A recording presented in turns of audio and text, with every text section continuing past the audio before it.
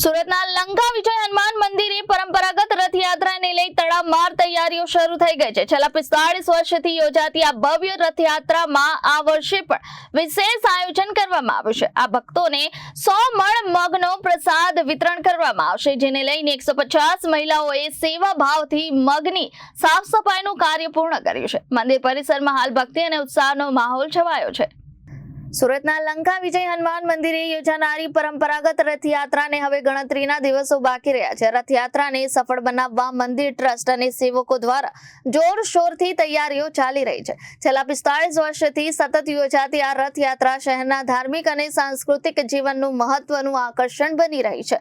દર વર્ષે મોટી સંખ્યામાં ભક્તો રથયાત્રામાં જોડાઈ હનુમાનજીના દર્શનનો લાભ લે છે। આ વર્ષે રથયાત્રા દરમિયાન ભક્તોને 100 મણ મગનો પ્રસાદ વિતરણ કરવામાં આવશે।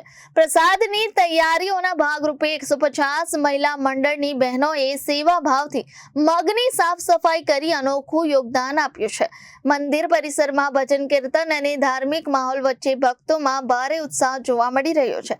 ભવ્ય રથયાત્રાને લઈ સમગ્ર વિસ્તારમાં ભક્તિમય વાતાવરણ સર્જાયું છે।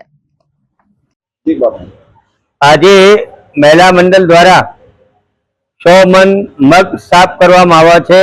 ત્યાં ભગવાનને પલાળીને ભોગ ધરાવવામાં આવશે। મહિલા મંડળ 100 થી 150 બહેનો હતી, આ બધી સાફ કરીને જ્યારે રથયાત્રા નીકળશે 1 दिन पहले नेत्रोत्सव દિવસે મગને और माखन ने भोग धरावવામાં આવે છે।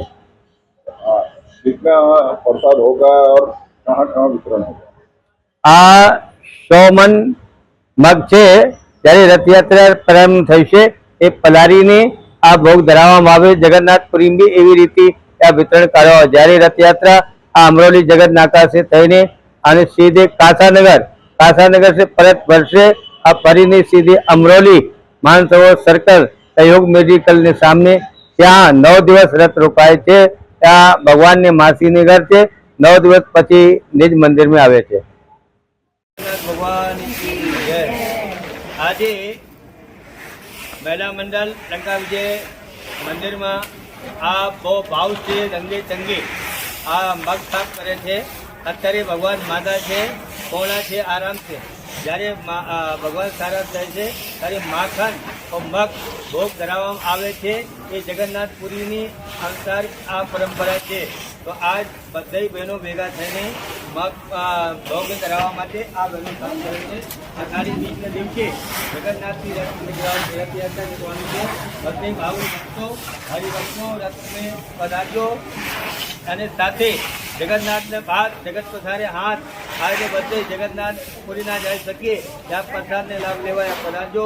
જાહેર આમંત્રણ છે હરિભક્તોને પ્રસાદ લેવા માટે અને સાથે રથયાત્રામાં જોડાજો। જય જગન્નાથ, જય સ્વામી। Bureau report Janadesh news, Surat.